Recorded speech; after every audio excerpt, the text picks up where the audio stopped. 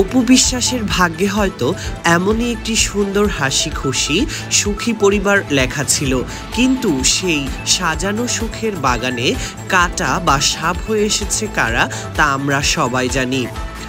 অপু বিশ্বাস শাকিব খান এবং ছেলে জয়কে নিয়ে সুখে শান্তিতে সময় কাটাবে তার কোনো উপায় নেই।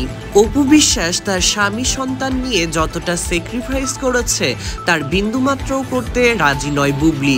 তাই তো সম্প্রতি এক ফেসবুক স্ট্যাটাসে বুবলি লিখেছে, আমার স্বামী এতদিন আমার সাথে এবং আমার সন্তানের সাথে সুখেই ছিল, যেই না নিজের ছেলের জন্মদিন কাছে চলে এসেছে অমনি আমাদেরকে বিদেশে ফেলে রেখে চলে গেছে বাংলাদেশে, গিয়েই সেখানে আবার অপু বিশ্বাসের সাথে সংসারের সবাইকে নিয়ে ঢলাঢলি করছে, যা আমার একদম পছন্দ নয়।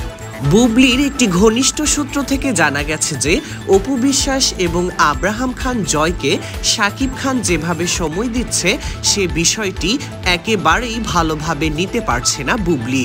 তাই তো ফেসবুক এবং বিভিন্ন সামাজিক যোগাযোগ মাধ্যমে বুবলি তার প্রতিক্রিয়া এমনভাবে জানাচ্ছে যা জানলে বা দেখলে দর্শকরা চমকে যাবে। এত হিংসাত্মক মনোভাব কিভাবে হতে পারে একজন নারীর?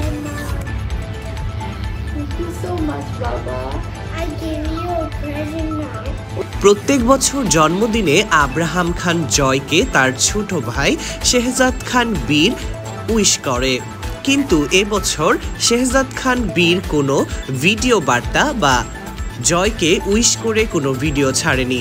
যদিও তারা ছোট মানুষ, তাদের পক্ষে ভিডিও করা বা ভিডিও ছাড়া সম্ভব নয়, কিন্তু এবার হিংসাত্মক মনোভাব থেকেই বুবলি যে তার ছেলে বীরকে দিয়ে জয়কে উইশ করেনি সেটা দর্শকরা ইতিমধ্যে বুঝতে পেরেছে। এদিকে অপু বিশ্বাস তার ছেলে জয়কে নিয়ে শ্বশুর বাড়িতে এসে শ্বশুর শাশুড়ি এবং আত্মীয় স্বজনদেরকে নিয়ে কেক কেটে জন্মদিন সেলিব্রেশন করেছে।